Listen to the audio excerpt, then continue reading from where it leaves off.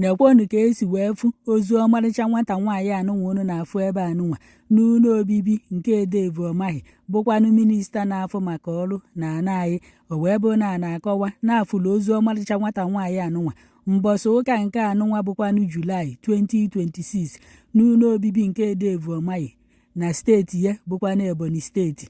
Wee na-akọwa na afọ ọmarịcha nwata nwaanyị afụrụ ozu ya n'ụlọ obibi nke Edevu Umahi na afa ya bụ Mary Habila dịka esi wee depụta n'ihu akwụkwọ. Wee na-akọwa na mgbe ebu ozu nwata nwaanyị anụnwa wee na-apụ n'ụlọ obibi nke Edevu Umahi na enwerọkwa n'akwa ọmarịcha nwata nwaanyị anyị n'ahụ n'ọgba ọtọ. Wee buru ozu ya wee pụọ. Wee na-akọwa na onye nke bụkwanụ Edevu Umahi na ọ hapụrụ ụlọ obibi ya nya na osi na bịa wee pụọ mgbe nwaanyị anụnwa nwụchakwanụ, dịka onye isi ndị uwe ojii ndị nke na-emekwanụ nyocha na nzacha gbastalụ ka nwata nwaanyị anụnwa si wee nwụ. Fa mere ka ndị mmadụ mata na ọtụtụ ndị ọkaiwu nya ndị ọkaikpe na-agwafa na fa bute ozu nwata nwaanyị anụnwa bụkwanụ Mary Habila ka fa binyefa ka fa buruzie Mary buje n'obodo fa ka ekwukwanụ ka a ya esi wee nyi Mary wee kwakwanụ Mary. Ndị uwe ojii wee sị mba na fa ya ekwekwanụ na ife ndị ọkaikpe na-agwafa ka fa bunyefe ozu Mary ka eje nyie na fa bụ ndị uwe ojii chọrọ ka fa mee nyocha na nzacha ka fa malụkwanụ ife gburu Mary bifo ewee nyikwanụ Mary. Wee na-akọwa na onye nke bụkwanụ Edevu Umahi bụkwanụ minista na-afụ maka ọrụ na ana anyị bụ ife mee ka ndị mmadụ mata na ọmarịcha nwata nwaanyị unu na-afụ ebe a na ọnwụkwanụ na be ya n'eziokwu, kama na nwata nwaanyị a bụkwa na otu onye na ndị nke na-alụ na David Umahi Federal University Health and Science dịka ndị nke na-emekwanụ nyocha gbastalụ ọnwụ Mary Habila bụ ife mee ka ndị mmadụ mata na fa ekweta akwanụ n'ife David Umahi kwuru. Fa wee na-akọwa wee sị na ozi nke fa nwetalụ dịka fa na-eme nyocha na nzacha n'ọnwụ Mary Habila na onye nke afa ya bụ Mary Basika bụkwanụ ndị nke ezitelụ n'ụlọ obibi nke Edevu Umahi na steeti Ebonyi steeti on 25 of June 2026. Fa wee na-akọwakwa na fa nwetala ozi na ụmụ nwaanyị na-aba anụnwa bụkwanụ na steeti Kaduna ka fa si wee pụta wee bịa n'ụlọ obibi nke Edevu Umahi na Ebonyi steeti bifo onye nke bụkwanụ Mary Habila wee zuo ọnwụ ya on Sunday bụkwanụ Julaị 2026. Ọnụ ọ bụghị nwoke anụnwa ka otu nwaanyị pụtabu n'ihu akwụkwọ wee tuo ya oshi ọhụụ si na ya bụ nwoke chọọ ịdawara ya n'ike. O wee jụ nke bụ na ya bụ ife fiọrọ afịa n'ihu akwụkwọ. Very Dark Man kwuchalụ maka ya mesịa nwaanyị ahụ ti na ngapụta ya na Very Dark Man na-apịrịzi ya na-agbazi mgba n'ihu akwụkwọ.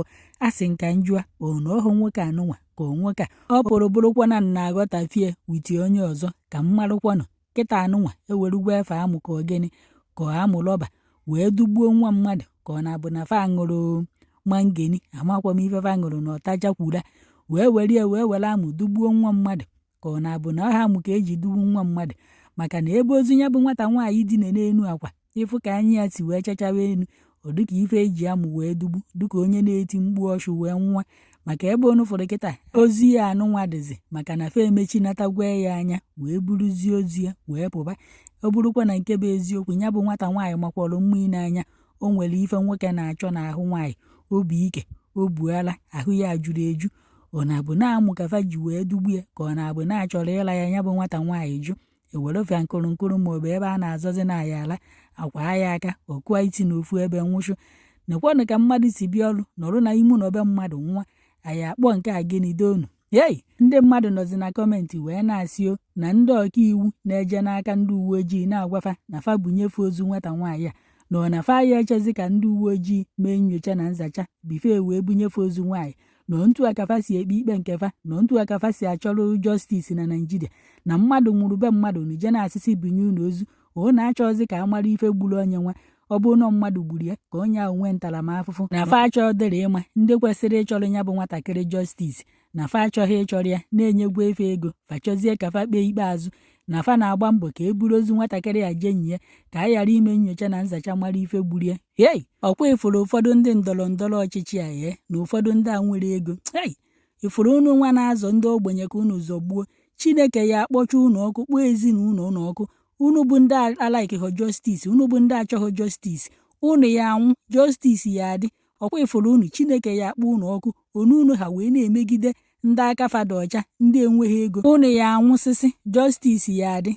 I'm happy with what they're doing. That's why when I asked my brother, His Excellency Peter Obi, for debate on what I'm doing, he said I'm not a presidential candidate. I've told him that I'm on the ballot. You know, when President Bola Ahmed Tinubu is on the ballot, I'm on the ballot. Because I don't want this project to stop. I want it to be completed. So I want, you know, all of us together to win with President Bola Ahmed Tinubu so that he can this thing. And I don't know what is, you know, the big deal about being a presidential, you know, candidate. Why there are presidential candidates, there are also presidential candidates. I don't know what, you know, he thinks that talking about, you know, first 11 and second 11, you know. I belong a little bit higher than what he belongs to, you know, by reason of what I'm doing and what God has used my hands to achieve. So to be a presidential candidate is not an achievement. And if he goes to a site that is under construction like this place, and you stand and say the road is bad, what were you doing?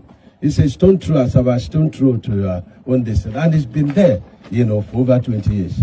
So you now, you know, like the tortoise that's been in you know, shit house until the day is to be released. And they say, please release me because, you know, shit is almost killing me. And that is, you know, like, you know, his position. So I don't need to be a presidential candidate to educate you as a professor in infrastructure, educate you, His Excellency Peter Obi, on, you know, infrastructure, you know, as regards to what President Bola Ahmed is doing. You cannot come to, you know, Summit Junction to the Old Head Bridge, and you stood on a point that has been cleared. All we did is to shut down one carriageway, and then we now, you know, we did the second carriageway and deploy it, you know, we did it on concrete and deploy it. And then the contractor is to turn Heartland to come and so you went there and stood. So it's comedy, you know, it's, you know, comedy, you know, stroke, content curation and AI politics. So I'm still ready. And, you know, unless if you are, you know, His Excellency Peter Obi, I will not debate with any other person, you know, other than him as far as that is concerned.